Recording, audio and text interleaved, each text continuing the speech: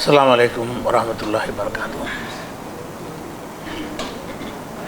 அன்பிற்குரிய சகோதர சகோதரிகளே, ஒவ்வொரு ஆண்டும் ரமலான் மாதத்தில் ஒரு பெரிய தலைப்பை எடுத்துக்கொண்டு ஒரு மாதம் முழுவதும் தொடர் உரை நிகழ்த்தி வருகிறோம். இதில் இந்த உரைகளில் கடந்த காலத்தில் ஆற்றப்பட்ட சில முக்கிய உரைகளை உங்களுக்கு நினைவு கொண்டு வந்துவிட்டு இன்றைய தலைப்பிற்கு நம்ம செல்லலாம். அதற்கு என்ன காரணம் என்று சொன்னால், அந்த தலைப்புகளில் உள்ள உரைகளை நீங்கள் தேடி எடுத்து பயன்பெறுவதற்காகத்தான் இதை சொல்கிறோம். சென்ற ஆண்டு ஜக்காத் குறித்து ஒரு தொடர் உரை நிகழ்த்தினோம். அதில் ஜக்காத் குறித்த முழுமையான விளக்கங்களை நம்ம செய்திருந்தோம். அதற்கு முந்தைய வருடம் 10 நபித்தோழர்களுடைய சொர்க்கவாசிகள் என்று சொல்லப்பட்ட 10 நபித்தோழர்கள் வரலாறை சொன்னோம்.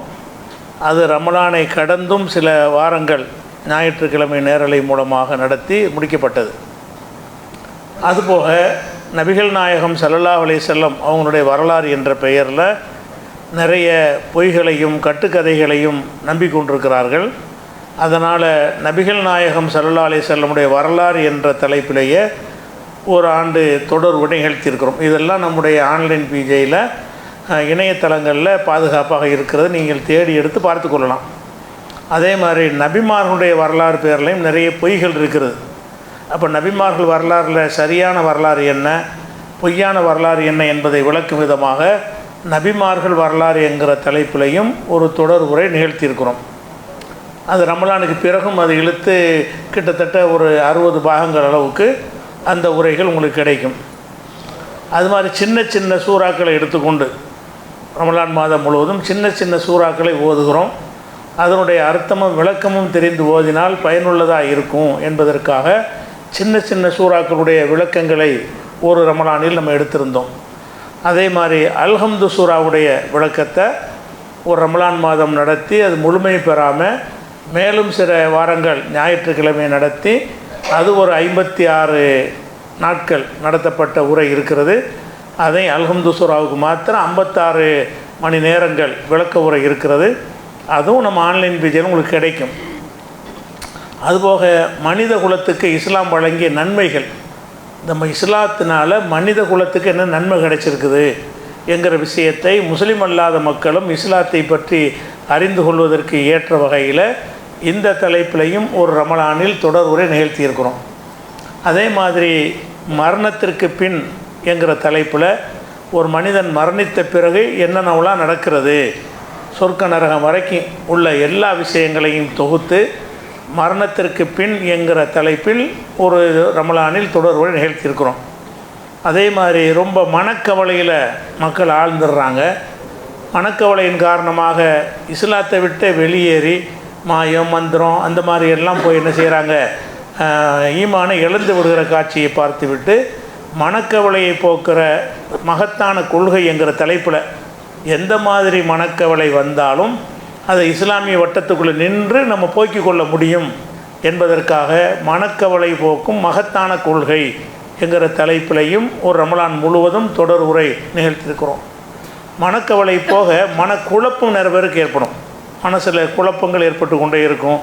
செஞ்சதை செய்யலைன்னு நினைக்கிறது, செய்யாத செஞ்சதாக நினைக்கிறது, ஒழு செஞ்சுட்டு ஒழு செய்யலைன்னு நினைக்கிறது, சுத்தமான பிறகு சுத்தமாகலைன்னு நினைக்கிறது, அல்லாஹ் பற்றி பலவிதமான குழப்பங்கள் வர்றது.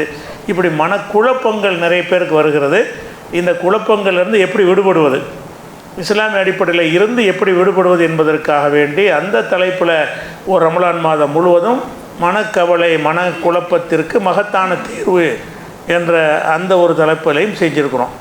அதே மாதிரி பொருளியல், இஸ்லாம் கூறும் பொருளியல் என்ற ஒரு தலைப்பை எடுத்துக்கொண்டு பொருளாதாரம் சம்பந்தப்பட்ட அனைத்து விஷயங்களையும், பொருளாதாரத்தை நம்ம விரும்பலாமா, சேமிக்கலாமா, பொருளாதாரத்தை எப்படி சேமிப்பது, எப்படி செலவு செய்வது, அதில் அந்த மாதிரியான விஷயங்களையெல்லாம் உள்ளடக்கி நவீன காலத்தில் உள்ள பொருளாதார பிரச்சனைகள், இப்போ கிரெடிட் கார்டு இந்த மாதிரி நவீன விஷயங்கள்லாம் வந்திருக்கு இல்லையா, இதுகளையெல்லாம் உள்ளடக்கிற விதத்தில் இஸ்லாம் கூறும் பொருளியல் என்கிற தலைப்பில் ஒரு தனி உரையாக ஒரு மாதம் முழுவதும் நடத்தியிருக்கிறோம்.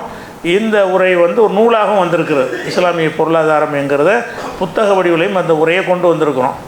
அதே மாதிரி திருக்குர்ஆனுடைய சில வசனங்களை தப்பாக வழங்கியிருக்கிறாங்க. அந்த மாதிரி வசனங்களை தேர்ந்தெடுத்து வைத்து கொண்டு தவறாக புரிந்து கொள்ளப்பட்ட திருக்குர்ஆன் வசனங்கள், ஒரு வசனம் அந்த கருத்தை தப்பாக வழங்கியிருப்பாங்க. அந்த தவறான விளக்கம் எப்படி சரியாக வழங்கி கொள்வது என்பதற்காக கூட அது ஒரு ரமலான் மாதம் முழுவதும் எடுத்திருக்கிறோம். அதே மாதிரி குடும்பவியல் என்கிற ஒரு தலைப்பில் இஸ்லாம் கூறும் குடும்பவியல்னு சொன்னால் கல்யாணம் பண்ணுறதுல இருந்து, விவாகரத்தில் இருந்து, விவாகரத்துக்கு பிந்தி உள்ள பிரச்சனையில் இருந்து, கணவன் மனைவிக்கு ஏற்படக்கூடிய பிரச்சனைகளை எப்படி சால்வ் பண்ணுவது என்பதில் இருந்து, குடும்பத்தில் ஏற்படுகிற எல்லா பிரச்சனைகளையும் இஸ்லாமிய வட்டத்தில் இருந்து எப்படி தீர்த்து கொள்வது என்பதற்காக இஸ்லாம் கூறும் குடும்பவியல் என்கிற தலைப்பிலையும் ஒரு ரமலான் மாதம் முழுவதும் உரை நிகழ்த்தியிருக்கிறோம். குடும்ப பிரச்சனையை பற்றி தெரிந்து கொள்ள விரும்பினால் அந்த 30 மணி நேர உரையை நீங்கள் கேட்டால் உங்களுக்கு முழு தெளிவு கிடைக்கும். அதே மாதிரி இஸ்லாம் வழங்கிய மனித உரிமைகள், நம்ம மனிதர்கள் ஒருத்தர் அடுத்தவருடைய உரிமையை மீறி கொண்டிருக்கிறோம். கணவன் மனைவியுடைய உரிமையை மீறுறாங்க, பெற்றோர் உரிமை மீறுகிறார்கள், நண்பர்கள் உரிமையை மீறுகிறார்கள், மற்ற மக்களுடைய உரிமைகள்லாம் மீறுகிறார்கள். ஒவ்வொருத்தருக்கும் உரிமை இருக்கிற அந்த உரிமையை நம்ம பேணி பாதுகாக்கணும். மனிதர்களுக்கு என்னென்ன உரிமைகள் இஸ்லாத்தில் வழங்கப்பட்டிருக்கிறது, மனித உரிமையை மீறினால் என்னென்ன மாதிரியான விளைவுகள் மறுமையில் ஏற்படும் என்பதையெல்லாம் விளக்கி இஸ்லாம் கூறும் மனித உரிமைகள் என்கிற தலைப்பில் கூட ஒரு ரமலான் முழுவதும் உரை நிகழ்த்தப்பட்டு இருக்கிறது. அதே மாதிரி வழிகட்ட கூட்டம் 72 கூட்டம் இருப்பதாக இந்த செய்தியை பரவலாக எல்லாரும் நம்பி இருக்கிறாங்க. அந்த 72 கூட்டம்னா என்ன, எப்போ அந்த கூட்டங்கள் தோன்றினார்கள், ஒவ்வொரு கூட்டத்தினுடைய கொள்கை என்ன கொள்கையாக இருந்தது, அதில் எது சரியான கொள்கை என்பதை விளக்கும் விதமாக அந்த 72 கூட்டத்தினர் யார் என்கிற தலைப்பிலையும் ஒரு ரமலான் மாதம் முழுவதும் உங்களுக்கு உரை நிகழ்த்தப்பட்டிருக்கிறது. அதே மாதிரி ஈமானின் கிளைகள் என்று சொல்லி, ஈமான்னா ஒரு 6 விஷயத்தை நம்ம நம்பணும். அல்லாஹ்வை நம்பணும், மலக்குமார்கள் நம்பணும், வேதங்களை நம்பணும், தூதர்களை நம்பணும், இறுதி நாளை நம்பணும், விதியை நம்பணும் என்று அந்த 6 விஷயங்களை நம்ப வேண்டும் என்று இஸ்லாமிய அடிப்படை. அந்த ஈமானுடைய கிளைன்னு இதுக்கு தான் பேர். இதை எப்படி நம்புறது, அல்லாஹ்வை நம்புறதுனா என்னென்ன மாதிரியெல்லாம் நம்பணும், மலக்குமார்களை பற்றி எப்படியெல்லாம் நம்ம நம்பணும் என்கிற மாதிரியான விஷயத்தை வைத்து ஈமானின் கிளைகள் என்ற தலைப்பில் ஒரு ரமலானில் உரை நிகழ்த்தினோம். அந்த உரையில் 22 பாகங்கள் தான் உங்களுக்கு கிடைக்கிறது. சில பாகங்கள் மிஸ் ஆகிவிட்டது இல்லை, ஆனால் அது 30 மணி நேரம் உள்ள உரை. அதில் மாத்திரம் ஒரு 8 மணி நேரம் உரை உங்களுக்கு கிடைக்காது. நம்மளும் தேடி பார்த்தோம், எப்படி மிஸ் ஆகிருக்கிறது. அது ஒரு உரை இருக்கிறது. அதே மாதிரி இஸ்லாத்தின் பெயரால் கட்டுக்கதைகள், நிறைய கட்டுக்கதைகளை இஸ்லாத்தின் பெயரில், முஸ்லீத்தில் பயானிங்கிற பேரில் பொய்களையும் புழுகு மூட்டைகளையும் இஸ்லாம் என்று நம்பிக்கொண்டிருக்கிறார்கள். நபியின் பேரில் கட்டுக்கதை, சஹாபாக்கள் பேரில் கட்டுக்கதை, நபிமார்கள் பேரில் கட்டுக்கதை, சில இடங்கள் பேரில் மக்கா மதீனான்னு சொல்லி சில இடங்கள் பேரில் கட்டுக்கதை, கபூர்கள் பேரில் கட்டுக்கதை, இப்படி பலவிதமான கட்டுக்கதைகள் இருக்கிறது என்று அது எப்படி கட்டுக்கதையாக இருக்கிறது என்பதை தக்க ஆதாரத்தோடு விளக்கும் விதமாக இஸ்லாத்தின் பார்வையில் கட்டுக்கதைகள் அப்படின்னு சொல்லி ஒரு ரமலானில் உங்களுக்கு உரை நிகழ்த்தப்பட்டிருக்கிறது. அதே மாதிரி ஷிர்கை, தௌஹீதுக்கு எதிரான வாதங்கள் வைக்கக்கூடியவர்கள் அதை நியாயப்படுத்தி கொண்டு பல வாதங்களை முன்வைக்கிறார்கள். அந்த வாதங்கள் எல்லாம் உண்மையில் சரியான வாதமாக இருக்காது, ஆனால் சரி போல் உங்களை ஏமாற்றுவார்கள்.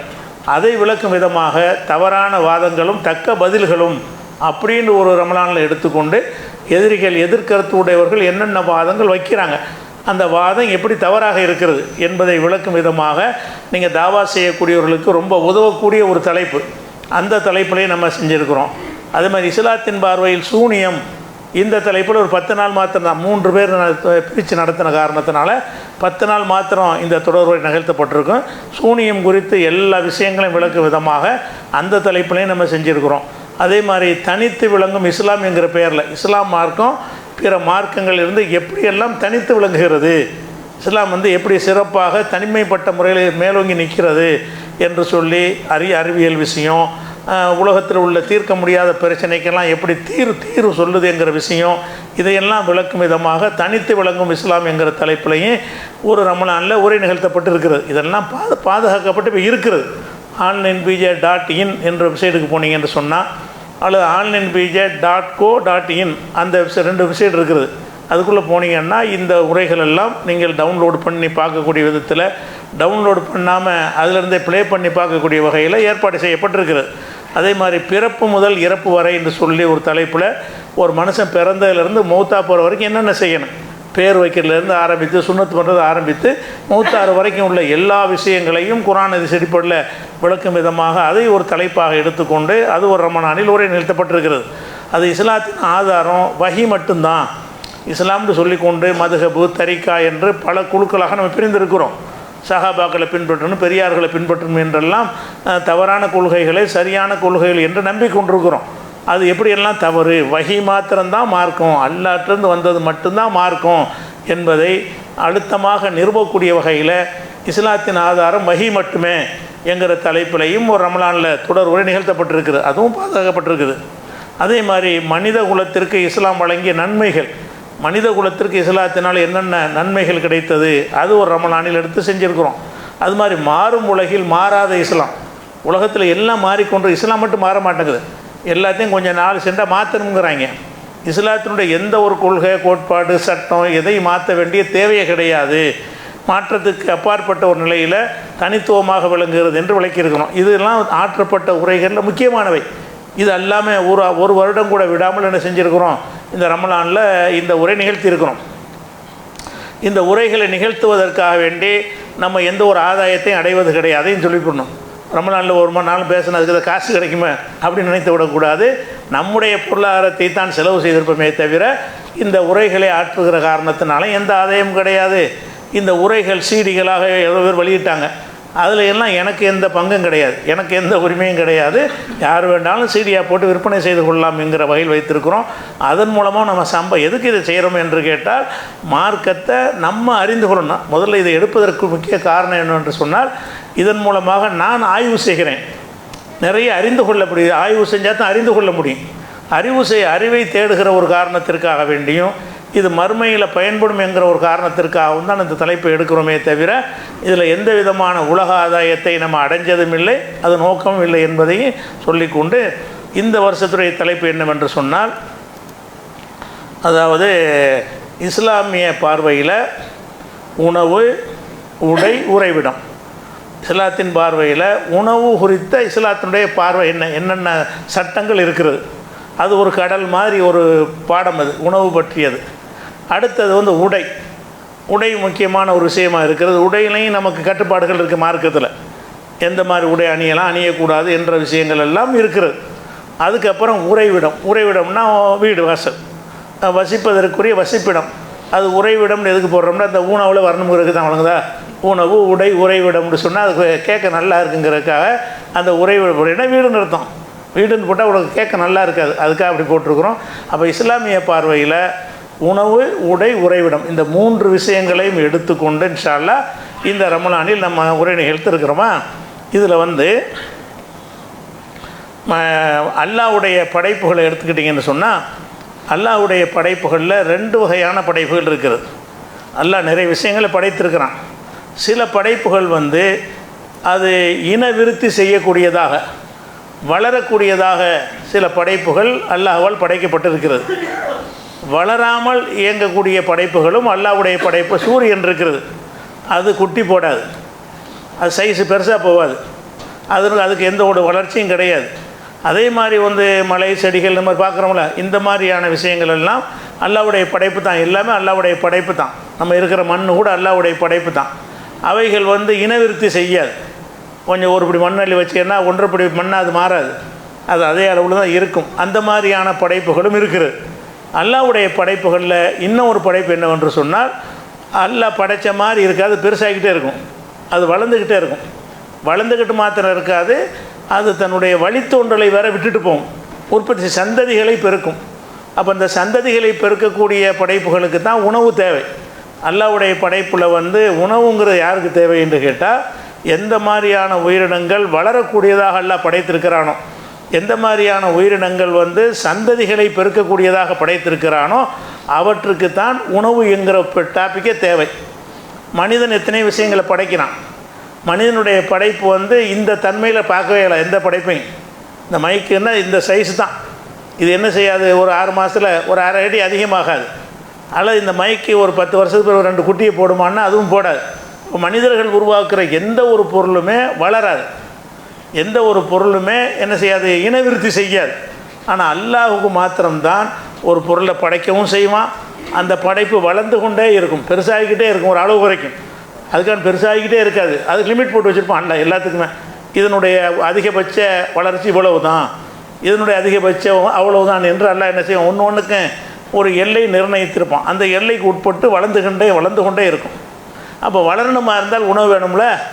எதை கொண்டு வளரும் என்றால் உணவை கொண்டு தான் வளர முடியும். அப்போ மனிதனாக இருந்தாலும் சரி, ஆடாக இருந்தாலும் சரி, மாடாக இருந்தாலும் சரி, குருவியாக இருந்தாலும் சரி, ஈயாக இருந்தாலும் சரி, எறும்பாக இருந்தாலும் சரி, மீனாக இருந்தாலும் சரி, புழுப்பூச்சிகள் வண்டுகளாக இருந்தாலும் சரி, அவற்றுக்கு உணவு தேவை. உணவின் மூலமாகத்தான் அது உலகத்தில் உணவு இல்லாட்டி செத்து போயிடும். எந்த ஒரு உயிரினமாக இருந்தாலும் நான் உயிர் உள்ள இனமாக இருக்கிற காரணத்தினால் அவற்றுக்கு என்ன வேண்டி இருக்கிறது, உணவு தேவை இருக்கிறது. இந்த உணவுக்கு அப்பாற்பட்ட எந்த உயிரினமும் கிடையாது. இது மனுஷனுக்கு மாத்திரம் உணவுன்னு கிடையாது. எந்த உயிரினமாக இருந்தாலும், கண்ணுக்கு தெரியாத பாக்டீரியாக்கள் கிருமிகளாக இருந்தாலும் அதுக்கு உணவு தேவை இருக்குது. அதனுடைய உணவுகள் நம்ம சாப்பிட்ற உணவுலேருந்து எடுத்துக்கொள்ளும். இன்னும் சொல்லப்போனால் சில உணவுகள் சில உயிரினங்கள் இன்னொரு உயிரினத்தை உணவாக்கி கொள்ளும். அதுவே உணவை தேடிக்கிட்டு போகும். அந்த உயிரினத்தை இது உணவாக்கி கொள்ளும். அப்படியெல்லாம் அல்ல சங்கிலி மாதிரி ஆக்கி உணவு தேவை என்பதை ஏற்படுத்தி வைத்திருக்கிறான். உயிரினங்களுக்கு பூராவுமே உணவு தேவை. அந்த உடை என்பதும் இருப்பிடம் என்பதும் மனுஷனுக்கு மட்டும்தான் தேவை. உடை எந்த ஒரு மாட்டுக்கும் சட்டை தேவையில்லை, அதுக்கு பேண்டெல்லாம் தேவையில்லை. அதுக்கு இறைவன் போத்தின அந்த தோல் தான் அதற்கான உடையாக இருக்கிறது. எந்த ஒரு பறவைகளுக்கும் அதுக்கு ஆடை தேவை கிடையாது. எந்த ஒரு கடலில் வசிக்கக்கூடிய மீன்களுக்கும் கிடையாது, வண்டுகளுக்கு கிடையாது. எந்த ஒரு உயிரினமாக இருந்தாலும் சரி, அதுக்கு மனிதனை தவிர எந்த ஒரு உயிரினத்திற்கும் உடை என்பது தேவை கிடையாது. வசிப்பிடம்னு ஒன்று தேவை இருக்கான்னு அது தேவை கிடையாது. அந்த முட்டையை குஞ்சு பறிப்பதற்குன்னு ஒரு கூடு கட்டிக்கிறோமே தவிர அந்த நேரத்துக்கு மாத்திரம். பறவைகளாக இருக்கக்கூடியவைகள் அந்த குஞ்சு பொறிக்கணுமா இல்லையா, அதுக்கு உரிய அந்த டெம்பரேச்சர் கொடுப்பதற்காக வேண்டி ஒரு கூடு கட்டிக்கிறோம். குஞ்சு வளர்ந்து அது பாட்டு பிறந்து அதை விட்டு ஓடி போயிடும். அது குடும்பம் நடத்துவதற்கு, அங்கே இருந்து வசிப்பதற்கு இடம் கிடையாது. மரக்கிளையில் உட்கார்ந்து கொள்வது அதுக்குடைய வாழ்க்கை. குருவிகளாக இருந்தால் என்ன செய்யுங்க, ஏதாச்சும் மரக்கிளையில் உட்காந்துக்கிட்டே இருக்கும். தூங்குவது உட்காந்து கொண்டு தான் தூங்கும். அது எல்லாமே வாழ்க்கை, தாம்பத்தியம் எல்லாமே வெளிப்படையாகத்தான் இருக்குமே தவிர மனுஷனுக்கு தான் அதை தாம்பத்தியத்தை மறைவாக செய்யணும், சேர்த்து வைக்கிறத பாதுகாக்கணும். இதுக்கெல்லாம் வீடு தேவைப்படுது. மனுஷனாக இருக்கிறனால என்ன செய்கிறது, அது அன்றாட உணவை சேகரிப்பாங்களே தவிர மற்ற உயிரினங்கள் சேமித்து வைத்துக்கொள்ளாது. நாளைக்குள்ளே சேமித்து வைக்கக்கூடியது. சில உயிரினங்கள், எறும்பு மாதிரியான உயிரினங்கள் மழை காலத்துக்கு உதவுவதற்காக சில உயிரினங்கள் சேர்த்துக்கொள்ளும். அதுக்கு ஒரு புற்று மாதிரி என்ன செய்யும், கூட இருந்து வைத்துக்கொள்ளும்.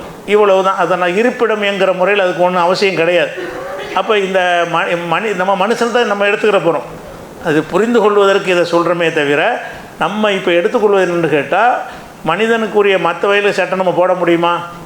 ஆடு மாடுகளுக்கெல்லாம் உணவுக்கு இந்த உணவு தான் சாப்பிடணும், இந்த உணவு சாப்பிடக்கூடாது நம்ம சட்டம் போட முடியுமா? போட்டால் அது கேட்டு நடக்குமா? அது புரிந்து கொண்டுமான்னா புரியாது. நம்ம தெரிஞ்சுக்கிறதுக்கு தான் இதெல்லாம் தேவை. மற்றவைக்கெல்லாம் உணவு தேவையாக இருந்தாலும் மனிதர்களுக்கு மாத்திரம் உணவாக இருந்தாலும் சரி, உடையாக இருந்தாலும் சரி, இருப்பிடமாக இருந்தாலும் சரி, அதற்கு சட்டத்திட்டங்கள் இருக்கிறது. அதை பேணி நடக்கணும் என்பதற்கு தான் தலைப்பு எடுத்துருக்குறோம். அந்த தலைப்பை எடுத்துருக்குறோம். இல்லாட்டி நீங்களாக வாழ்ந்துகிட்டே போயிடுவீங்க. சாப்பிடுவதற்கு ஒரு மார்க் ரீதியாக சொல்லித்தர வேண்டிய அவசியம் இல்லை. முஸ்லீம் இல்லாதவெல்லாம் சாப்பிடாமே இருக்கிறான், சித்தா போயிட்டான். முஸ்லீம் இஸ்லாத்தில் இருக்க மாட்டாங்க, அவனும் சாப்பிடத்தான் செய்கிறான். சாப்பிடுவதை சொல்லிக் கொடுப்பதுங்கிறதுக்கு ஒரு தேவை கிடையாது. அதை சீர்படுத்தி ஒழுங்குபடுத்தி சொல்லித் தருவதற்கு தான் இஸ்லாம்ங்கிற ஒரு வழிகாட்டி நெறி நமக்கு தேவைப்படுகிறது. அந்த வகையில் பார்த்தோம்னு சொன்னால், அப்போ இஸ்லாம் மார்க்கம் எல்லா விதமான விஷயங்களுக்கும் தலையிடுவது போல் உணவில் தலையிடும். உணவை எப்படி சாப்பிடணும், என்ன சாப்பிடணும், எவ்வளவு சாப்பிடணும், என்ன சாப்பிடக்கூடாது, அது மாதிரியான விதி சட்டத்திட்டங்கள் பூராவுமே இஸ்லாத்தில் இருக்கிறது. ஏன்னு கேட்டால், நமக்கு மரணத்திற்கு பிறகு ஒரு வாழ்க்கையை நம்ம நம்புகிறோம். அந்த வாழ்க்கையில் இறைவன்கிட்ட தப்பித்து கொள்ள வேண்டுமாக இருந்தால் அல்லாஹ் சொல்கிறபடி நீங்கள் உணவை கையாண்டால் தான் அல்லாட்ட தப்பிச்சுக்கிற முடியும். அல்லாஹ் சொன்னபடி உடைகள் அணிந்தால் தான் அல்லாட்ட நீங்கள் தப்பிச்சுக்கிற முடியும். அல்லாஹ் சொல்லக்கூடிய வகையில் உங்களுடைய வீடு வாசல் அமைத்து கொண்டால் தான் அல்லாட்ட தப்பிச்சு கொள்ள முடியும்.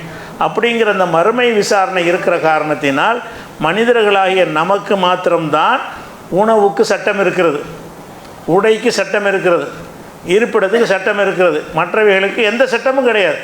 தொழுகை நோன்பு கூட நமக்குத்தானே இருக்குது. ஆடு மாடுகள்லாம் தொழுகை நோன்பு இருக்குதா கேட்பானா? அல்ல ஏன் தொழுன்னு கேட்பானா? கேட்க மாட்டான். விபச்சாரம் பண்ணுன்னு கேட்பானா? கேட்க மாட்டான். ஒரு மாடு இன்னொரு மாட்டுடைய வக்கீலை பிடிச்சி தின்றுச்சின்னு அதுக்கெல்லாம் திருட்டு கேசெல்லாம் போடுவானா? போட மாட்டான். அவைகளுக்கு எந்த ஒரு சட்டமுமே கிடையாது. மனிதனுக்கு மாத்திரம்தான் இந்த சட்டம். அதில் சட்டத்துக்கு கட்டுப்பட்ட ஜின்கள்னு ஒரு உணவு இருக்கிறாங்க. அதை நம்ம அறிந்து கொள்ள வேண்டியதில்லை. அவங்களுடைய உணவுக்கு நமக்கு சம்பந்தம் கிடையாது. நம்ம மனிதர்கள் என்கிற வகையில் நமக்கு போடப்பட்ட சட்டங்களை அறிந்து கொள்வது தான் முக்கியமான ஒரு விஷயம். இந்த விஷயம் இந்த முதல்ல உணவை எடுத்துக்கொள்வோம். உணவு உறைவிடம் மூணையும் பார்க்க போகிறோம். ஃபஸ்ட்டு உணவு சம்பந்தமாக இஸ்லாத்தினுடைய பார்வை என்னன்னு கேட்டால், இந்த உணவில் ஆன்மீகத்தில் கரை கண்டவர்கள் உச்சத்தில் இருக்கிறவங்கன்னு சில பேர் இருப்பாங்க, சொல்லிக்கிடுவாங்க. அவங்கெல்லாம் என்ன செய்வாங்கன்னா, இவர் 10 நாளைக்கு சாப்பிட மாட்டார், இவர் 6 மாதம் சாப்பிடாம அப்படி இருப்பார், அப்படி எல்லாம் சில ஆட்களை பற்றி கதைகளை கவிழ்த்து விடுவார்கள். இஸ்லாமிய பார்வையில் எந்த ஞானி மகானாக இருந்தாலும் சரி, அவர் உள்பட உணவில் தேவை உள்ள இதை விளங்கிக் கொள்ளணும். எந்த ஒரு அந்த பெரியார் சாப்பிடவே மாட்டார், 6 மாதம் சாப்பிடவே இல்லைன்னு சொன்னாங்கன்னா பொய் சொல்கிறாங்கன்னு அர்த்தம். ஒரு அவுளியா இருந்தார், அவர் 2 வருஷத்துக்கு ஒரு தான் சாப்பிடுவாருன்னா பொய் சொல்கிறாங்கன்னு அர்த்தம். சாப்பிடவே மாட்டார்னு சொன்னாலும் பொய் சொல்கிறாங்கன்னு அர்த்தம். ஏன்னா இஸ்லாத்தில் எந்த ஒரு மகான் நபியாக இருந்தாலும் சரி, அவர்கள் உணவு உண்ணக்கூடியவர்களாகத்தான் படைக்கப்பட்டிருந்தார்கள். எல்லாருக்கும் உணவு தேவை இருக்கிற மாதிரி ஞானிகள் மகான்கள் என்கிற எந்த நிலைமை அடைந்தால் கூட அவங்க உணவு என்கிற தேவையிலிருந்து தப்பிக்க இயல்பான்னா அப்படி எல்லாம் படைக்கவே இல்லை. ஃபஸ்ட்டு விளங்குனா எல்லாருக்கும் உணவு தேவை. உங்களுடைய ஆன்மீகத்தில் நீங்கள் கரை கண்ட ஒரு உச்சத்துக்கு நீங்கள் போனாலும் சரி, அப்போது நீங்கள் சாப்பிட்ற நேரத்தை சாப்பிட்டு தான் ஆகணும். நான் சாப்பிடாமல் ஆன்மீகத்தில் இருக்கிறேன்னு சொல்லவே முடியாது. சாப்பிட்றேன்னு அதுக்காக சம்பாதிக்கணும், இப்படி இல்லாத எந்த ஒரு மனிதனும் இருக்க முடியாது. இதை பற்றி அல்லாஹ் சொல்லும்போது என்ன செய்கிறான்னு கேட்டால், பல வசனங்களில் சொல்லி காட்டுறான். ஒரு சாம்பிளுக்காக சில வசனங்கள் 21வது அத்தியாயத்தில் 8வது வசனத்தில் அல்லாஹ் சொல்லி காட்டுகிறான். ஒமா ஜால்நாகும் ஜசதன் லா யகுலுன தாம், நபிமார்களை, முன்னர் அனுப்பப்பட்ட நபிமார்களை உணவு உட்கொள்ளாத உடலை பெற்றவர்களாக நாம் ஆக்கவில்லை. உங்களுக்கு முந்தி பல நபிமார்களை அனுப்பியிருக்கிறோம், அவங்க அந்த உடல் சாப்பிடாத உடலாக இருந்துச்சாண்டா இல்லைங்கிறான்ல. ஒமா ஜால்நாகும், அந்த முந்தைய நபிமார்களை நம்ம ஆக்கவில்லை, ஜசதன் லா யகுலுன தாம், உணவு சாப்பிடாத உடலை பெற்றவர்களாக ஆக்கவில்லை. அப்போ அவங்களே உணவு சாப்பிடத்தான் செஞ்சாங்க. நபியாக இருந்தாலும் உணவு சாப்பிட்டு ஆக வேண்டும். உணவின் பக்கம் தேவையை ஆக்கித்தான் மனுஷனுங்கிறதெல்லாம் காட்டுறான். இல்லாட்டி கடவுள்னு இருப்பாங்க. சாப்பிடாத ஒரு ஆள் இருந்தார்னு வைங்க, ஒரு இடத்துல உட்கார வச்சு 1 மாதம் திங்கலன்னு வைங்க, அவர் தான் கடவுள்ருவாங்க. ஏன்?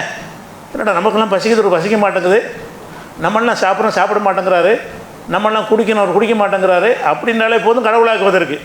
அந்த டாப்பிக்கு வரக்கூடாங்கிறதுக்கு என்ன பண்ணிட்டான்னு கேட்டால், எல்லாம் நினச்சா அப்படி ஆக்கலாம்ல. மலக்கெல்லாம் சோறாக திங்கிறாங்க, மலக்குன்னு ஒரு படைப்பெல்லாம் படைச்சி தான் இருக்கான். அவங்க அந்த சோறுகள்லாம் சாப்பிடாமல் உயிரோடு இருக்க தான் செய்கிறாங்க. ஆனால் மனிதனை மட்டும் எல்லாம் இப்படி ஆக்குறான்னு கேட்டால், மனிதனில் இப்படி யாரையாவது எல்லாம் படைச்சி இருந்தால் இயலும், அல்லாஹ் நினைத்தால் இப்படி படைக்க இயலும். அப்படி அல்லாஹ் படைத்து இருந்தான் என்று சொன்னால் அவன் கடவுளாகிடுவான். கடவுளாக்க எந்த நியாயமும் இல்லாமல் இருக்கும்போதே கடவுளாக்குறாங்க. இப்படி ஒன்று வந்தால் கேட்க வேண்டியதில்லை. அவளுங்க ஆயிரக்கணக்கான கடவுளை உண்டாக்கிடுவாங்க. அவர் திங்கவே மாட்டார், அவர் தான் கடவுள். ஒரு திங்காமல் இருக்கிறது கடவுளுக்கு ஒரு அடையாளம் என்று ஆக்கி விடுவார்கள். அதனால அல்லாஹ் என்ன செய்கிறான்னு கேட்டால், நபிமார்களை அனுப்பும்போதே நாங்கள் சாப்பிட்றவங்களாக இருக்கான்னு நினைக்கிறான். அதே மாதிரி 25வது சூறாவில் 20வது வசனத்தில் அல்லாஹ் சொல்கிறான், ஒமா அர்சல்னா கபுலக மினல் முர்சலீன், உமக்கு முன்னர் பல நபிமார்களை நம்ம அனுப்பியிருக்கிறோம், இல்லா அன்னஹும் லா யகுலுன தாம், அவர்கள் உணவு உண்பவர்களாகவே தவிர நாம் அனுப்பவில்லை. எந்த நபி அனுப்பினாலும் சரி அவங்க சாப்பிட்டார்கள். சாப்பிட்டாத ஒரு நபி நம்ம என்ன செய்யலை, அனுப்பவே கிடையாது அப்படின்னு 25வது சூறாவில் 20வது வசனத்தில் நல்லா சொல்லி காட்டுகிறான். அதே மாதிரி 25வது சூறாவில் 7வது வசனத்தில் என்ன சொல்கிறான்னு கேட்டால், ஒரு நபி போய் மக்கள்கிட்ட பிரச்சாரம் பண்ணுறார், அல்லாஹ்வுடைய தூதருங்கிறார். அவன் என்ன செய்கிறான், தூதருங்கிற சாப்பிட்றிய, அது எங்களை மாதிரி இருக்கேங்கிறான். நீ அல்லாஹ்வுடைய தூதர்னு சொன்னால் டிஃப்ரெண்ட்டாக இருக்கணுமா இல்லையா? நாங்கள் சாதாரண மனிதர்கள், நாங்கள் சாப்பிட்றது ஓகே, நீ அல்லாஹ்வுடைய தூதராக வந்திருக்கிறாய், அல்லாஹ்வுடைய தூதராக வந்தால் நீ என்ன செய்யணும், டிஃப்ரெண்ட்டாக இருக்கணும், அல்லாஹ் மாதிரி சாப்பிடாமல் இருந்து காட்டுன்னு கேட்குறாங்க. அதை பற்றி எல்லாம் சொல்லி காட்டினான். காலு, இந்த எதிரிகள் எல்லாம் மாற்று கருத்து உடையவர்கள் சொல்லுகிறார்கள், மாலிகாதர் ரசூல், இவர் என்ன ரசூல், இவர் என்ன தூதர், ஏகுலு தாம், உணவு உண்கிறார், இப்போ எம்சி ஃபில் அஸ்வா, கடை வீதிகளில் நடமாடுகிறார், இவரெல்லாம் என்ன ஒரு தூதர் அப்படின்னு சொல்லி கேட்டார்கள் என்று சொல்லி 25வது சூறாவில் 7வது வசனத்தில் எல்லாம் சொல்லி காட்டுகிறான்.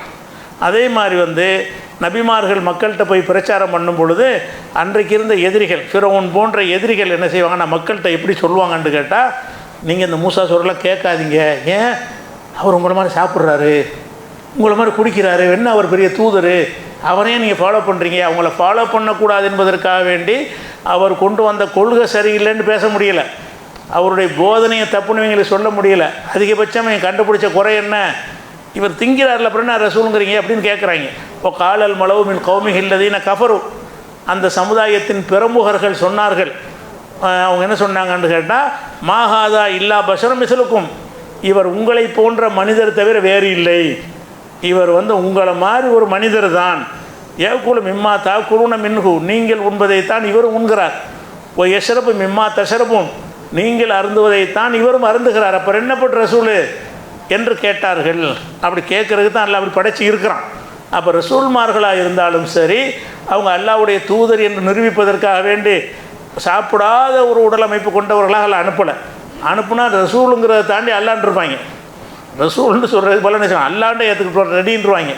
அல்லாஹ் அந்த வாசல் அடைப்பதற்கு என்ன செய்கிறான்னு கேட்டால், எல்லாரையும் சாப்பிடக்கூடியவர்களாக ஆக்கியிருக்கணும்னு சொல்லி காட்டுறான். அதே மாதிரி இந்த மரியம் அலைஹிஸ்ஸலாம் அவர்களையும் அவங்க மகன் ஈசா நபியையும் அவங்க கடவுள்னு ஆக்கிட்டாங்க. கடவுளுடைய மனைவி மாதிரி மரியம் அலைஹிஸ்ஸலாத்தை ஆக்கி விட்டார்கள். அவங்களுடைய மகனை கடவுளுடைய குமாரர் என்று என்ன செய்தாங்க, ஆக்கி விட்டார்கள். ஆக்கிட்டவுக்கு அதுக்கெல்லாம் பதில் சொல்கிறான். ஏன்ப்பா அவங்களுடைய கடவுளுடைய குமாரர்னு சொல்கிறீங்களே, காணா ஏக்குலானி தாம், அந்த 2 பேரும் சாப்பிட்டுக்கிட்டு தானே போயிருந்தாங்க. ஒன்று கைஃபனு பையனு லஹ்முல் ஆயாத், எப்படி வாதங்களை நான் எப்படி வைக்கிறேன்னு பாரு. சும்மல்தூர் அண்ணா யூஃபுக்கும், எப்படி தடுமாறி போகிறாங்கன்னு பாருங்கிறான்ல. அவன் கடவுள்னு சொல்கிறான், அதை செஞ்சார் இதை செஞ்சு அதெல்லாம் கிடக்கட்டும், திண்டாரா இல்லையாங்கிறான்ல. எல்லாம் என்ன செய்யறான், ஈசா நபியையும் அவங்க அம்மாவையும் கடவுள்னு சொன்ன மக்கள் அவர் அந்த அற்புதம் செஞ்சார் இந்த அற்புதம் செஞ்சார்னு ஏதோ ஒரு கதைகளை வைத்து கொண்டு அவங்களுக்கு தெய்வீக அம்சம் உள்ளதாக நம்பினார்கள். அதுக்கு எல்லாம் என்ன பதில் கொடுத்தான், நீ 1000 சொல்லிட்டு போ, ஓங்க கருத்துப்படி 2 பேரும் சாப்பிட்டாங்களா இல்லையா. காணா ஏக்குலானி தாம், 2 பேரும் சாப்பிடக்கூடியவர்களாக இருந்தார்கள். அதில் எல்லாம் அடிபட்டு போச்சு. சாப்பிட்டாங்கன்னு என்ன அர்த்தம், மனிதர் தான். அது சாப்பாடு இல்லாமல் அவருக்கு இருக்க முடியாது. அது மாத்திரமில்லை, சாப்பிட்டாருன்னா மலை ஜலம் கழிப்பாருங்கிற அது ஒரு அடங்கியிருக்கிறது. சாப்பிடுவார்னா என்ன அர்த்தம், வயிற்றுக்குள்ளே எல்லாம் மலை ஜலத்தை சுமந்துக்கிட்டு இருக்கிறாங்கன்னு வர அதுக்குள்ளே அடங்கி போயிடுச்சு. அப்போ அது இந்த சாப்பிடுதல் என்கிற ஒரு உணவு உண்ணுதல் என்கிற ஒரு விஷயத்திலிருந்து எந்த மனிதனும் விதிவிலை கிடையாது. எந்த ஒரு மனிதனை பற்றி யார் கதை சொன்னாலும் சரி, அந்த பெரியார் சாப்பிட மாட்டார் இந்த பெரியார் சாப்பிட மாட்டார்னா, நபிமார்கள் அப்படி படைக்கப்படலப்பா, நீ என்ன பெரியாரை பற்றி பேசிக்கிட்டு இருக்கிற. அல்லாஹ்வுடைய தூதர்கள் அனுப்பப்பட்டவர்களை அந்த மாதிரியான ஒரு தன்மையில் படைக்கப்படவே இல்லை. சாப்பிடத்தான் செய்வார்கள், சாப்பிட்றது அவங்களுடைய தன்மை, சாப்பிடாமல் இருப்பது அல்லாஹ்வுடைய தன்மை அப்படின்னு நல்லா ஆக்கிட்டாங்கிற ஒரு விஷயத்தை வச்சுக்கணும். சரி, இந்த சாப்பாடு உணவு விஷயத்தில் முக்கியமான அடிப்படை என்னன்னு கேட்டால், இந்த பூமியில் உள்ள எல்லாத்தையும் எல்லாம் நமக்கு தான் படைச்சிருக்கிறான். நம்மளை படைச்சி விட்டான். நம்மளை படைச்சிட்டு எவ்வளோ விஷயங்கள் இந்த பூமியில் எல்லாம் பரவி விட்டுருக்கிறான். எத்தனை வகையாக வண்ண வண்ணமான சாப்பாடுகள்லாம் நம்ம என்ன செய்கிறோம், சாப்பிட்றோம். அல்லாவாக உற்பத்தி செய்கிறது பல வண்ணங்களில் இருக்கிறது. நம்ம திறமையை பயன்படுத்தி நம்மளாக தயாரிக்கிறது பல வகைகள் இருக்குது. என்னத்தை தயாரித்தாலும் மூலப்பொருள் அல்லாவுடைய பொருள் தான். நீங்கள் என்னத்தை பிரியாணி செஞ்சாலும் அது போடக்கூடிய எல்லாமே அல்லாவுடைய தயாரிப்பு தான். அப்போ அல்லாவே வண்ண வண்ணங்களாக இந்த உலகத்தில் நிறைய உணவுகளை படைத்திருக்கிறான். அதை வைத்து கொண்டு நீங்கள் உங்களுடைய திறமைகளை அனுபவங்களை வைத்து கொண்டு பலவிதமான உணவுகளை எல்லாம் தயாரிக்கிறீங்க. இந்த மாதிரி தயாரிக்கிறதுல அடிப்படை என்னன்னு கேட்டால், எல்லாம் மனிதனுக்கு தான், அனைத்தும் ஹலால். ஃபஸ்ட்டு விஷயம் என்னது, இந்த பூமியில் என்னவெல்லாம் படைக்கப்பட்டிருக்கிறதோ அது எல்லாமே உங்களுக்கு தான் படைச்சிருக்கிறேன்னு அல்ல ஃபஸ்ட்டு அடிப்படையே போடுறோம். உணவை பொறுத்த வரைக்கும் அடிப்படை என்னன்னு கேட்டால், எல்லாமே ஹலால் தான். ஹராம்னு சொல்கிறதா இருந்தால் அதுக்கு ஆதாரத்தை காட்டணும். ஹராம்னா என்ன இருக்குன்னு, ஹலாலுக்கு ஆதாரம் காட்டக்கூடாது. ஹலால் இந்த அடிப்படை இங்கே விளங்கிக்கணும். இந்த ஒரு அடிப்படை விளங்கிக்கிட்டால் தான் அந்த உணவு இஸ்லாமிய உணவு கொள்கை புரியும். இப்போ நம்ம மார்க்கத்தில் வணக்க வழிபாடுகள் இருக்குது. வணக்க வழிபாடுகளை பொறுத்த வரைக்கும் அல்லாஹ் சொன்னானா ரசூல் சொன்னாங்களான்னு பார்க்கணும். தடுத்திருக்கிறாங்கன்னு பார்க்கக்கூடாது. என்ன பார்க்கக்கூடாது, அல்லாஹ் தடை செஞ்சுருக்கிறானா ரசூல் தடை செஞ்சுருக்கிறாங்களான்னு பார்க்கக்கூடாது. எப்படி பார்க்கணும், மார்க்கத்தின் பெயரால் ஒன்றை செய்யணும் என்று சொன்னால் இப்படி செய்ய வேண்டும் என்று அல்லாஹ் சொல்லி இருக்கிறானா அல்லது அல்லாஹ்வுடைய தூதர் சொல்லி இருக்கிறார்களா அப்படின்னு பார்க்கணும். இதில் வணக்க வழிபாடுகள் விஷயத்தில் இப்படி பார்க்கணும். உதாரணமாக ஒரு 33 தடவை நீங்கள் சுப்ஹானல்லாஹ் சொல்லணும்னு இருக்குது. ஒருத்தன் என்ன செய்கிறான், 43 தடவை சொல்கிறேங்கிறான். ஏன்டா சொல்கிறேன்னா தடை இருக்கான்னு கேட்குறான். தடை இருக்கான்னு கேட்கக்கூடாது. செஞ்சாங்க ஆதாரம் காட்டு. வணக்க வழிபாடுகள் என்ன ஆதாரம் காட்டணும், அல்லாஹ்வோ ரசூலோ 47 தடவை உன்னை செய்ய சொன்னாங்களா, அல்லாஹ்வோ ரசூலோ இந்த வார்த்தையை சொல்ல சொன்னாங்களா அல்லாஹ் ரசூலை இந்த மாதிரியா உன்னுடைய இபாதத்தை அமைச்சுக்கன்னு சொன்னாங்களான்னு சொல்லி இபாதத்து விஷயமாக நீங்கள் உதாரணமாக ரமலானில் தொழுகிறோம். ரமலானில் நபிகள் நாயகம் ஸல்லல்லாஹு அலைஹி வஸல்லம் அவர்கள் 8, 10, 12 பல விதமாக தொழுதிருக்கிறார்கள். ஆனால் அந்த 20 ரக்காத் தொழவே இல்லை.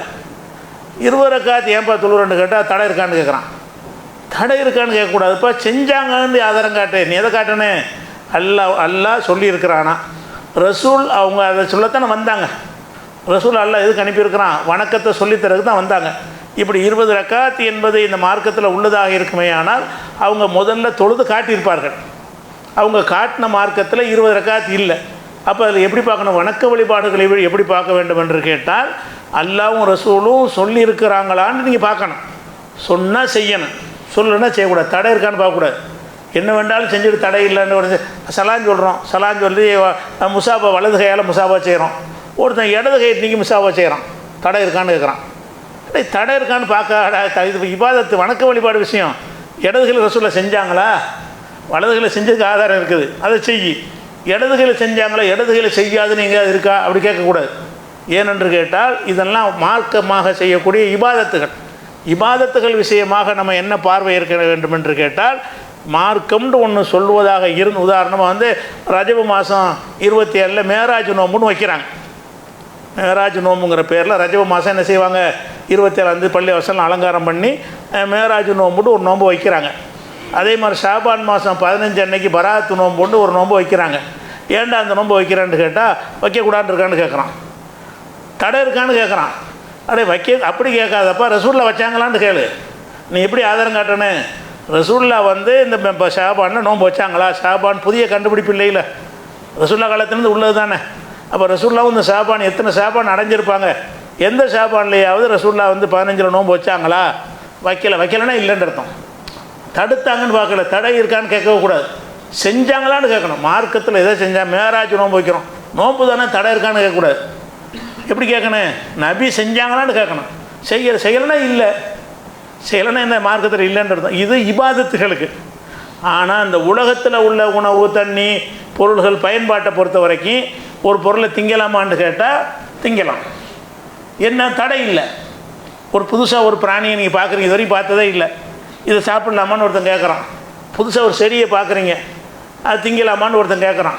இது திங்கலாமான்னு திங்கலாம், தாராளம் தின்ட்டு போ. ஏன்? என்ன ஆதாரம்? தடை இல்லை. ஏன்னா எல்லாத்தையும் நமக்கு அனுமதிச்சுட்டான்ல. உலகத்தில் உள்ள அனைத்தையும் நமக்கு அனுமதித்த காரணத்தினால மார்க்கத்தில் ஒரு உணவையோ உடையவோ அல்லது பயன்படுத்துகிற எந்த ஒரு பொருளையோ கூடாது என்று நீங்கள் சொல்வதாக இருந்தால், கூடாதுங்கிறதுக்கு நீங்கள் ஆதாரம் காட்டணும். தடை இல்லைன்னா அது ஆதாரம். செய்கிறதுக்கு ஆதாரம் காட்ட தேவையில்லை. திங்கலாம் என்பதற்கு ஆதாரம் காட்ட தேவையில்லை. திங்கலேன்னு தடை இல்லையா? தடை இல்லாத எல்லாமே ஹலால் தான். அதெல்லாம் எப்படி சொல்கிறான்னு கேட்டால் 2வது சூறாவில் 29வது வசனத்தில் சொல்லும் பொழுது, ஹுவல்லதி ஹலக்கலக்கும் மாஃபில் இருந்து ஜமியா, அவன் தான் இந்த பூமியில் உள்ள எல்லாத்தையும் உங்களுக்கு படைத்து விட்டான். இந்த பூமியில் உள்ள அனைத்தையும் உங்களுக்கு படைச்சான்னு என்ன அர்த்தம்? நீங்கள் சாப்பிடக்கூடிய விஷயங்களை சாப்பிட்டு கொள்ளுங்கள், பயன்படுத்த விஷயங்களை பயன்படுத்தி கொள்ளுங்கள். நமக்காக படைத்தான் என்று சொன்னால் எல்லாமே திங்கிறதுக்குன்னு அர்த்தம் கிடையாது. திங்கிற பொருளும் உலகத்தில் இருக்கிறது, வேறு வேறு பர்பஸுக்கு உள்ள பொருள்களும் இருக்கிறது. என்னென்ன பொருள் என்னென்ன பயன்பாட்டுக்கு எல்லாம் படைச்சிருக்கிறானோ அதை என்ன செய்யுங்க, நீங்கள் தாராளமாக பயன்படுத்திட்டு போங்க அப்படிங்கிறதுக்கு எல்லாம் என்ன செய்கிறான்னு கேட்டால், ஹுவல்லதி ஹலக்கலக்கும் மாஃபில் அது ஜமியா, பூமியில் உள்ள எல்லாத்தையும் எல்லாம் உங்களுக்கு என்னஞ்சிட்டான், உங்களுக்காக படைத்திருக்கிறான். இதுதான் இஸ்லாமிய அடிப்படை. உணவுக்கு அடிப்படை என்னன்னு கேட்டால், எல்லாம் நமக்கு எல்லாம் படைச்சிட்டான். நமக்கு படைச்சான்னு என்ன அர்த்தம்? ஹலால்னு அர்த்தம். நமக்காக எல்லாம் படைச்சிட்டான்னு சொன்னால் அனைத்துமே ஹலால். ஒன்றை ஹராம்னு சொல்வதாக இருந்தால் என்ன செய்யணும்? நாய் சாப்பிடாதன்னு சொல்வதாக இருந்தால், நாய் சாப்பிடாதுன்னு தடை வரலன்னு வைங்க, நாய் சாப்பிட்லாம் தான். நாய் சாப்பிடக்கூடாதுன்னு தடையே இல்லைன்னு பேச்சுக்கு வைங்க. எந்த தடையும் தேடி பார்க்குறீங்க, நாய் சாப்பிட்றதுக்கு தடை இல்லை, தடையில்லாட்டி தின்ட்டு போங்க. தடை இருக்குது, அது ஒரு விஷயம் புரிஞ்சுக்கிறதுக்காக சொல்கிறேன். நாய்க்கு தடை இருக்குது, ஒரு பேச்சுக்காகவே என்ன செய்கிறோம், நாய் தேடி தேடி பார்க்குறோம், நாய்க்கு தடை கிடைக்கல, சாப்பிட்டு போ. எல்லாம் தடுக்காத ஒன்றா மற்றவனுக்கு தடுக்க என்ன ரைட் இருக்கிறது? ஹராமாக இருந்தால் அவன் சொல்லியிருப்பானே. எதை அவன் வேண்டாம் என்று எல்லாம் விளக்க நினைக்கிறானோ இந்த படைத்த பொருள்களில் ஒரு 2% 3% தான் ஹராமு வரும். 97% ஹலால் தான். எல்லாம் படைச்ச எல்லாமே, அந்த பூமியில் படைச்ச எல்லாமே நமக்கு ஹலால் தான். சின்ன நம்பரில் சில விஷயங்களை என்ன செய்வான்ல, சாப்பிடாதுன்னு சொல்லியிருப்பான். எதை சொல்லியிருக்கிறானோ, ரசூல் சொல்லியிருக்கிறாங்களோ அதை தவிர உள்ள எல்லாம் ஹலால் என்று வணங்கி கொள்ள வேண்டும். அதில் என்னென்னு சொன்னால், இந்த ஹலால் ஹராமை அல்லாஹ் அனுமதிச்சா தான் நம்ம சாப்பிட்ணுங்கிறோம்ல, அந்த விஷயத்தில் வந்து முக்கியமான கட்டளைகள் எல்லாம் போடுறான். அதாவது 2வது சூறாவில் 57ஆம் வசனத்தில் என்ன செய்கிறான்னு கேட்டால், உங்களுக்காக எல்லாத்தையும் படிச்சுட்டேன்ல, அதுக்கான எல்லாத்தையும் தின்றுபடாதீங்க. குழு நீங்கள் சாப்பிடுங்கள், மின் தொய்யிபாத்தி மா ரசக்கனாக்கும், நாம் உங்களுக்கு வழங்கியதில் தூய்மையானவைகளை சாப்பிடுங்கள். தூய்மையானவை அது அல்லாஹ் ஒரு சூழ்நிலை விளக்கியிருக்காங்க பின்னாடி. ஏதாவது ஹலால்னு விளக்குவோமோ அப்போ விளங்கிக்கிறவனிங்க. அல்ல என்னென்ன கட்டளை போடுறான்னு கேட்டால், குழுமின் தையிபாத்தி மா ரசக்கனாக்கும், நாம் உங்களுக்கு வழங்கியவற்றிலே தூய்மையானவைகளை, தையிபாத்துன்னா ஹலால், ஹலாலானவைகளை நீங்கள் உண்ணுங்கள் அப்படின்னு 2:57 சொல்லி காட்டுகிறான். அது மாதிரி 2:168 வசனத்தில் எல்லாம் சொல்லும் பொழுது, யாயுஹன்னாஸ், மனிதர்களே, குழு மிம்மா ஃபில்லர்லி, பூமியில் உள்ள எல்லாத்தையும் சாப்பிடுங்கள், ஹலாலன் தையிபன், ஹலாலான நிலையிலையும் தூய்மையான நிலையிலும் சாப்பிடுங்க, எல்லாத்தையும் சாப்பிடுங்க. அது ஹலாலான்னு பார்த்துக்கிறங்க, அதாவது அதுக்கு தடை இருக்கான்னு பார்த்துக்கிறங்க. அல்லாஹ் இதை சாப்பிடக்கூடாதுன்னு ஏதாவது சொல்லியிருக்கிறானான்னு பார்த்துக்கிறங்க. அப்படி சொல்லலைன்னா ஹலாலாகி போயிடும். அப்போ ஹலாலான எல்லாத்தையும் நீங்கள் சாப்பிடுங்கள் என்று அல்லாஹ் சொல்லி காட்டுகிறான். இதே கருத்தை வந்து 16வது சூறாவிலையும் 16வது சூறாவில் 114வது வசனத்திலையும் சொல்லி காட்டுகிறான். அதே மாதிரி யாயுஹல்லதி நாமனும் குழுமின் தையிபாத்தி மா ரசக்கனாக்கும், நாம் உங்களுக்கு வழங்கியதில் தூய்மையானவற்றை நீங்கள் உண்ணுங்கள் 2:172 வசனத்தில் சொல்லி காட்டுகிறான். 7:160 வசனத்திலையும் இதே விஷயம் இருக்கிறது. 20வது அத்தியாயம் 81வது வசனத்திலையும் இருக்கிறது. அது மாதிரி யாயுஹ ருசுலு குழுமின தையிபாத், ரசூல்மார்களெல்லாம் கட்டளையிடறான். ரசூல்மார்களே, நீங்கள் உலகத்துக்கு தூதராக போயிட்டீங்க, நீங்கள் எதை சாப்பிட வேண்டும் என்று கேட்டால் ஹலாலாக்கின தான் சாப்பிடணும், தூய்மையான தான் சாப்பிட வேண்டும் என்று கட்டளையிடறான். அப்போ எல்லாத்தையும் எல்லாம் நமக்குன்னு படைத்து விட்டு அதில் சிலதை தூய்மையற்றவை நமக்கு டிக்ளேர் பண்ணியிருக்கிறான். அது அல்லாத எல்லாமே ஹலாலானவை. எதையெல்லாம் அல்லாஹ் தடுத்த லிஸ்ட் இனிமேல் தான் சொல்ல போகிறோம். அல்ல எதையெல்லாம் தடுத்திருக்கிறானோ அதை கழிச்சிட்டு பார்த்தீங்கன்னு சொன்னால் அது எல்லாமே தூய்மையானது, அது எல்லாமே ஹலாலானது, அதைத்தான் நீங்கள் உண்ண வேண்டும் அப்படின்னு சொல்லிடுறான். இப்போ ஹலால் இல்லாத ஒருத்தன் சாப்பிட்டான்னு வைங்க, அல்லாஹ் ஹலாலாக்காத விஷயங்கள் நிறைய இருக்கிறது.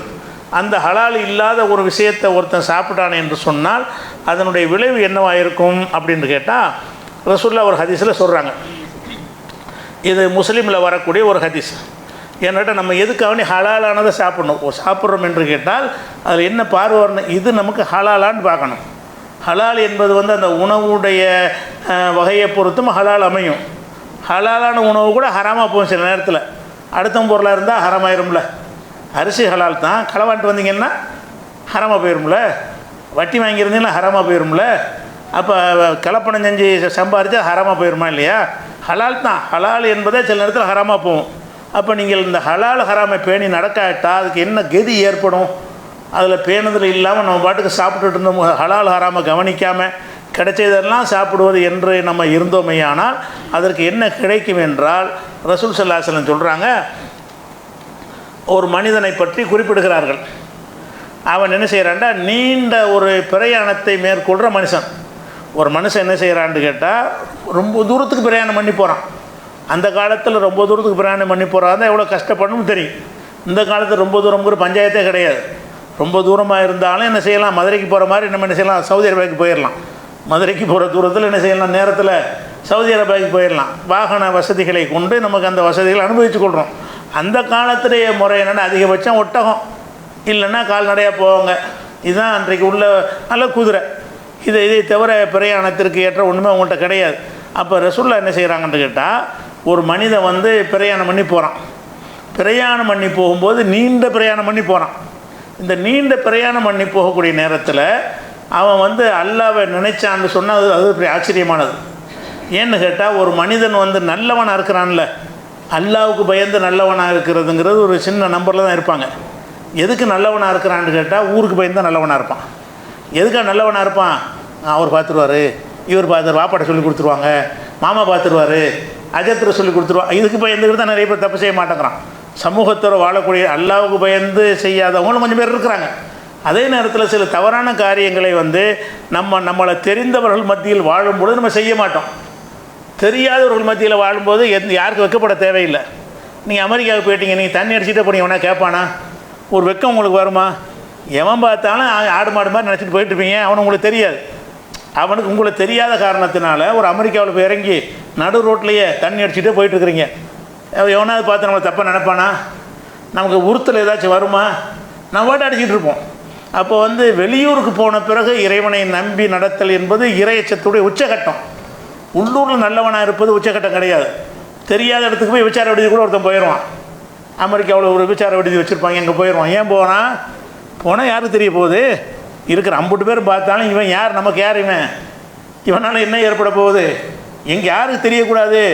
என் நண்பனுக்கு தெரியக்கூடாது, எனக்கு தெரிஞ்சவங்களுக்கு தெரியக்கூடாது, என் மனைவிக்கு தெரியக்கூடாது, என் தாய்க்கு தெரியக்கூடாது, நான் மதிக்கக்கூடிய மக்களுக்கு தெரியக்கூடாது, இவங்களுக்கெல்லாம் தெரிஞ்ச எனக்கு என்ன அப்படின்னு நினைத்தானேயானால் அவன் தவற சாதாரணமாக செஞ்சிருவான்.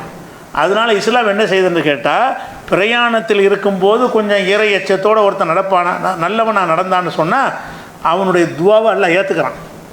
இங்கே ஏற்றுக்கொள்வதை விட, உள்ளூரில் இருக்கும்போது ஏற்றுக்கொள்வதை விட, சஃபர்லையும் போய் நீ கரெக்டாக தொழுதுகிட்டு இருந்தீங்கன்னா, உள்ளூரில் தொழுகிறான், அல்லாவுக்கு தொழுகிறவனும் இருப்பான்.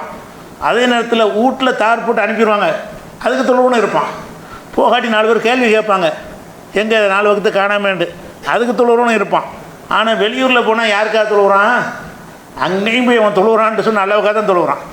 உள்ளூரில் தொழுகிறது அல்லாவுக்காகவும் தொழுகிறது இருக்கிறது. உலகத்தினுடைய பல எதிர்பார்ப்புகளுக்கு பல பேருக்கு பயந்து தொழக்கூடிய விஷயங்களும் இருக்கிறது. ஆனால் ஊரை விட்டு வெளியேறி யாரும் தெரியாத இடத்துக்கு போயிட்டான் என்று சொன்னால் அவனுடைய தொழுகையில் இஹ்லாஸ் அதிகம் இருக்கும், அவனுடைய தான தர்மத்தில் இஹ்லாஸ் அதிகம் இருக்கும், அவன் தீமையிலிருந்து விலகி இருக்கிறான்ல அதில் இறையச்சம் அதிகமாக இருக்கும். அப்படி இருக்கிறதுனால இஸ்லாம் என்ன பண்ணுதுன்னு கேட்டால், பிரயாணத்தில் இருந்துக்கிட்டு யாரெல்லாம்னு கேட்டான்னு வைங்க, பிரயாணத்துக்கு இறைவன் நினைக்கவே மாட்டான், இவன் நினைக்கிறான் பாடுறா, பிரயாணத்தில் எல்லாம் மறந்துடுவாங்க, யார் நம்மளை பார்த்துக்கிட்டு இருக்கா அப்படிங்கிற எண்ணம் பிரயாணத்தில் மட்டும்தான் வரும். அப்படி இருந்தும் என்னை நினைத்தவன் துவா செய்கிறான்னு நல்லா என்ன செய்வான், அந்த துவாவை ஏற்றுக்கிறவான். அப்படிப்பட்ட நிலை ரசூல்லா சொல்கிறாங்க. சும்மர் தக்கர ரஜுல யுத்தீரு சஃபர, ஒரு மனிதன் நீண்ட பிரயாணம் மேற்கொள்கிறான். அகுபர, உடம்பு முழுசும் புழுதி படிஞ்சு போச்சு, அவ்வளோ பெரிய பிரயாணம். கொஞ்சம் தூரத்துக்கு போனால் புழுதி படியாதுல்ல.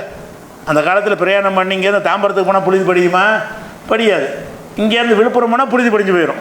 அந்த காலத்து பிரயாணத்தில் குதிரையிலே ஒட்டகத்தில் ஏறினா நடந்தோ போனான்னு சொன்னால் அந்த ஊர் போய் சேர்றதுக்கு பூரா உடம்பு பூரா புழுதியாக போயிடும், தலை பூரா பரட்டையாக போயிடும்.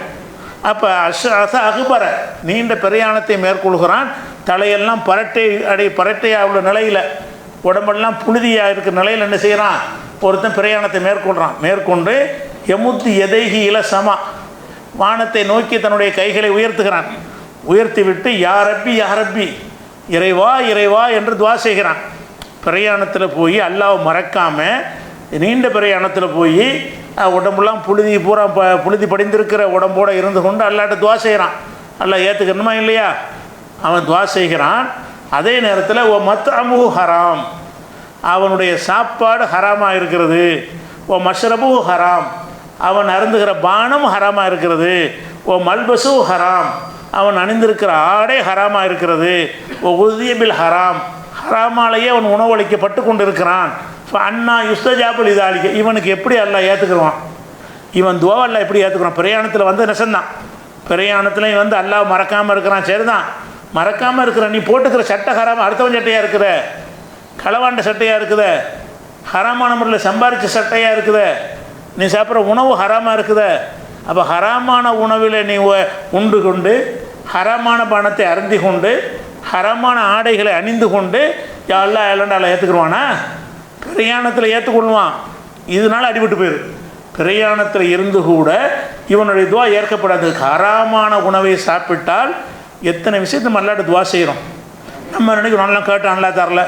நீங்கள் உங்களை கொஞ்சம் எடை போட்டு பார்க்கணுமா இல்லையா? நம்ம கரெக்டாக இருந்தோமா? நம்ம அல்லாட்ட கேட்டோமே, நம்ம ஹராம் இருக்குதா? தம்பி சொத்தை எடுத்துக்கிட்டோமா? அண்ணன் சொத்தை நம்ம எடுத்துக்கிட்டோமா?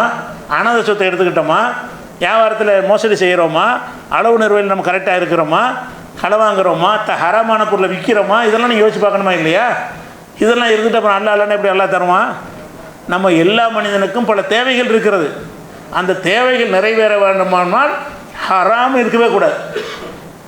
ஹராமான உணவில் வளர்த்த உடம்பை வைத்து கொண்டு அல்லாட்ட கேட்டால் ஏற்றுக்கொள்ள மாட்டான். ஹராமான பானத்தை அறிந்து கொண்டு அல்லாட்ட துவா செஞ்சீங்கன்னா அப்போ அல்லாஹ் நிறைய கருணையாளனாக இருக்கான். நம்ம நீங்கள் எத்தனை பேர் சொல்கிறீங்க, நானும் 10 வருஷமாக கேட்டு பார்த்துட்டேன். உங்களை டீப்பாக கேட்டு பாருங்கள், உங்களோட கேட்டு பாருங்கள். அல்லாஹ் ஏற்றுக்கொள்வதற்குரிய தகுதி உங்கள்கிட்ட இருக்குதா? கண்டிப்பாக யோசித்து பார்த்தீங்கன்னா ஹராம் இருக்கும்.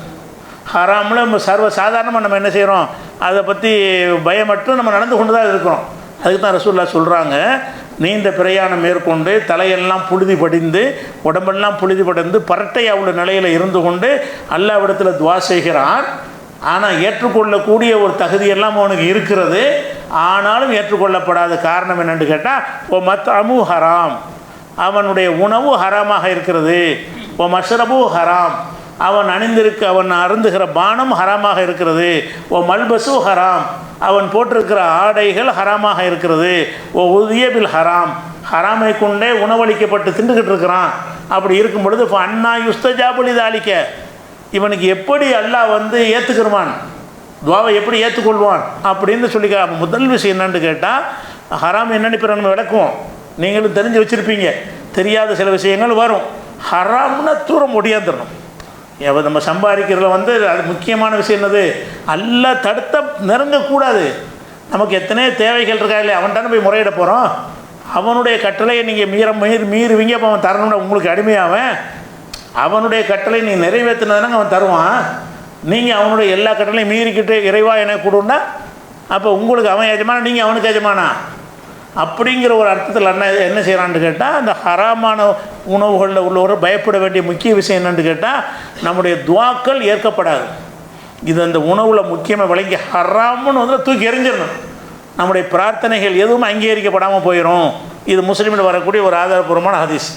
அதே மாதிரி ரசூலுல்லாஹ் சொல்கிறாங்க, புகாரியில் 2059 ஹதீஸில் இருக்கிறது, ஏத்தி அலன்னாசி ஜமானும், ஒரு காலம் வரும், லா யுபாலில் மரு மாஹத மின்ஹு அமினல் ஹலாலி அமினல் ஹராம், நம்ம எடுத்துக்கொண்ட இந்த பொருள் ஹலாலா அல்லது ஹராமா என்பதை மனிதன் பொருட்படுத்தாத ஒரு காலம் வரும். அப்போ ரசூலுல்லாஹ் காலத்தில் இப்படி இருக்கலன்னு வழங்குது. ரசூலுல்லாஹ் காலத்தில் உள்ள சஹாபாக்கள் மனிதர்களுடைய எத்தனை தான் தப்புகள் செஞ்சுருந்தாலும் ஹராம்னு விளங்கிடுவாங்க. ஹராமானதை ஒரு காலம் வரும்ன்றால் என்ன அர்த்தம், அந்த காலத்தில் அந்த நிலை வரலன்ற அர்த்தம் தான் அர்த்தம். ஒரு காலம் வரும், அந்த காலம் எப்படிப்பட்ட காலமாக இருக்கும்னு கேட்டால், நம்ம சம்பாதிக்கக்கூடியது, நம்ம சாப்பிட்ற உணவு இது ஹலாலா ஹராமா, அதையும் வைப்பாக சாப்பிட்டு போகிறேன்னு சொல்கிற அளவுக்கு வந்துடும். அது ஹலால் ஹராமாங்கிற ஒரு பிரச்சனை இல்லைன்னு வந்துவிடும். அப்படியான ஒரு காலம் வரும் என்று நபி ஸல்லல்லாஹு அலைஹி வஸல்லம் சொல்கிறார்கள். அந்த காலம் இன்றைக்கு நம்ம வாழ்கிற காலம் நல்லா விளங்குறது. ஹலால் ஹராமை பற்றி தொழுகை நோன்பு எல்லாத்துலேயும் பேணுதலாக இருப்பான். ஆனால் பார்த்தோம்னு சொன்னால் ஹராமான அவனுடைய செல்வங்கள் திரட்டுகிற வகையில் எக்கச்சக்கமான ஹராம் இருக்கும். ஆனால் தொழுகை நோன்பை பார்த்து ஹஜ்ஜி ஒரு உம்ரா விடுறதில்ல, ஹஜ்ஜி விடுறதில்ல, எல்லாம் கரெக்டாக இருக்கும். எல்லாம் செஞ்சு என்ன ஆகுறது, நீங்கள் ஹராமாக சம்பாதிக்கிறீங்களே, உங்களுடைய வருவாய் ஹராமாக இருக்குதே, அப்போ எதெல்லாம் ஹராம்னு நம்ம சொல்லுவோம், உங்களுக்கு விளங்கும். அந்த மாதிரியான ஹராமான விஷயங்கள் நம்ம இடத்துல இருக்கும் என்று சொன்னால் எல்லாம் அடிபட்டு போயிடும். இதை கவனத்தில் வச்சுக்கிறேன்னு பொருட்படுத்தாத ஒரு காலம் வரும்னு சொல்கிறாங்க. அதே மாதிரி இந்த ஹராமான விஷயத்தை சாப்பிட்றாங்க இல்லையா, பல வகையான ஹராமுகளை எல்லாம் சுட்டி காட்டி அதற்குரிய தண்டனைகளையும் குர்ஆன் நமக்கு சொல்லி காட்டுறான். 2வது சூறாவில் 174 175 வசனத்தை சொல்லி காட்டுகிறான். இன்னல்லதீன யக்துமூன மா அன்ஸலல்லாஹு மினல் கிதாப், அல்லாஹ் அருளிய வேதத்தை யார் மறைக்கிறார்களோ, அல்லாஹ் ஒரு வேதத்தை அருளிட்டான். இது யூதர்களுக்கு சொல்லப்பட்ட ஒரு விஷயந்தான். நம்ம செஞ்சால் நமக்கு பொருந்தும். யூதர்கள் அன்றைக்கி வேதத்தை மறைச்சாங்க, அதுக்காக எல்லாம் இறக்கின வசனம். அது யூத மறைச்சா தான் தப்பு, நம்ம மறைச்சா தப்பு இல்லைன்னு வராது. அதே சில நம்ம செஞ்சாலும் அந்த குற்றம் தான் வரும்.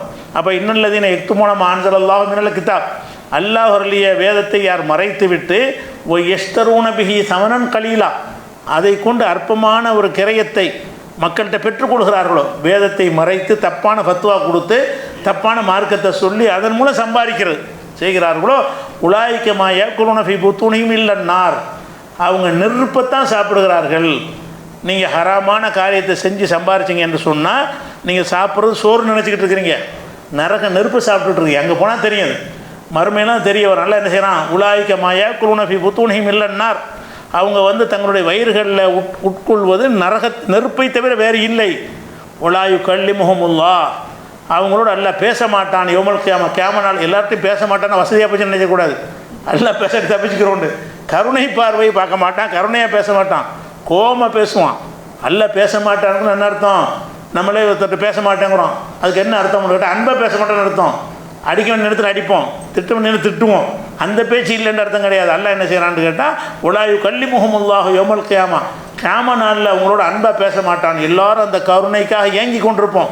அல்லாஹ் நம்மளை பார்க்க மாட்டானா, நம்மள்ட்ட பேச மாட்டானா, அந்த உரையாடலை கேட்க மாட்டோமான்னு இருக்கிற நேரத்தில் வந்து எல்லாத்தையும் எல்லாம் பேசுவான், இவங்கள்ட்ட பேச மாட்டான். ஹராமான உணவை உட்கொண்டார்கள் என்று சொன்னால் இவன் நரகத்தை தின்றுட்டு நெருப்பை தின்ட்டு வந்திருக்கிறான் என்று சொல்லி உலாயு கல்லி முகமுல்லாஹு யோமல் கியாமா, கியாம நாளில் அவரோடு அல்லாஹ் பேச மாட்டான். உலாயு ஜக்கீஹிம், அவர்களை பரிசுத்தப்படுத்த மாட்டான் என்று சொல்லி 2வது சூறாவில் 174வது வசனத்தில் அல்லாஹ் சொல்லி காட்டுகிறான். அதே மாதிரி வந்து அந்த காலத்தில் எத்தீம்கள் இந்த காலத்தில் இருக்கிறாங்க. எத்தீம்டா யார்? சின்ன பையலை விட்டுட்டு தகப்பனார் இறந்துருவார். சின்ன பசங்களை விட்டுட்டு தகப்பனார் இறந்துருவார். அந்த தகப்பனுடைய சொத்துக்களை வந்து இந்த சின்ன பசங்களுக்கு நிர்வகிக்க முடியாது.